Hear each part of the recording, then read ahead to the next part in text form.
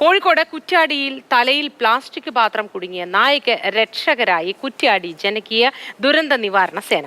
3 ദിവസമായി തലയിൽ കുടുങ്ങിയ പ്ലാസ്റ്റിക് പാത്രം കാരണം ഭക്ഷണവും വെള്ളവും കഴിക്കാൻ പറ്റാതെ കുറ്റ്യാടിയുടെ വിവിധ ഭാഗങ്ങളിലൂടെ അലയുകയായിരുന്നു നായ.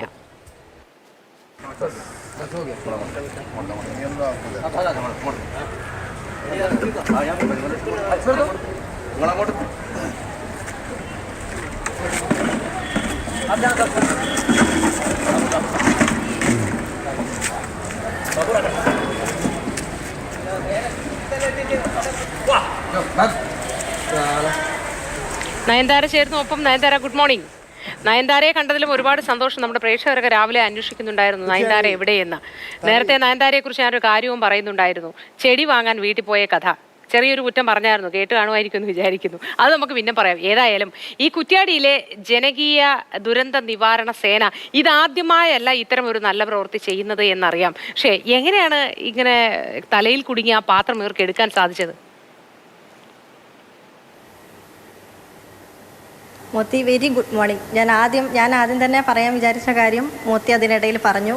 കുറ്റ്യാടി ജനകീയ ദുരന്ത നിവാരണ സേന ഇതാദ്യമായല്ല, നിരവധി തവണ ഇത്തരത്തിലുള്ള പ്രവർത്തനങ്ങളൊക്കെ ചെയ്തിട്ടുണ്ട്. എനിക്ക് തോന്നുന്നു മോത്തിക്കും നമ്മൾ ഒരുപാട് വാർത്ത ചെയ്തിട്ടുണ്ട്, ആ ഒരു ഓർമ്മയിലായിരിക്കും പറഞ്ഞിട്ടുണ്ടാവുമെന്നറിയാം. പ്രേക്ഷകർക്കും എന്തായാലും ഈ ജനകീയ ദുരന്ത നിവാരണ സേനയെ ഓർത്തെടുക്കാൻ സാധിക്കുകയും ചെയ്യും.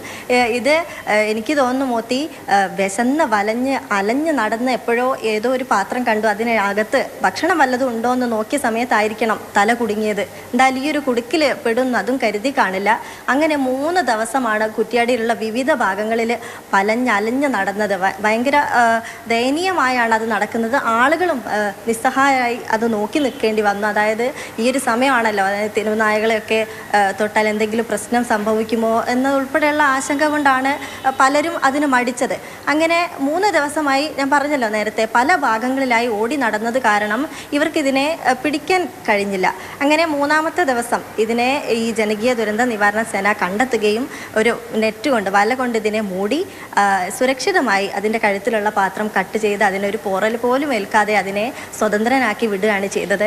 ഇത്തരത്തിൽ ഒരുപാട് പ്രവർത്തനങ്ങൾ ഈ ജനകീയ ദുരന്ത നിവാരണ സേന ചെയ്യുന്നുണ്ട്. ഇതിൻ്റെ ചെയർമാൻ ബഷീർ നരയങ്കോടാണ്. അദ്ദേഹത്തിൻ്റെ നേതൃത്വത്തിലുള്ള ഒരു സംഘമാണ് സാഹസികമായി ഈ ഒരു പ്രവൃത്തിയും ചെയ്തത്. ഇത്തരത്തിൽ ഒരുപാട് പ്രവൃത്തികൾ അവർക്ക് ഇനിയും ചെയ്യാൻ സാധിക്കട്ടെ. ഈ ഒരു പ്രവർത്തനത്തിനും നമുക്കൊരു കയ്യടിയും കൊടുക്കാം.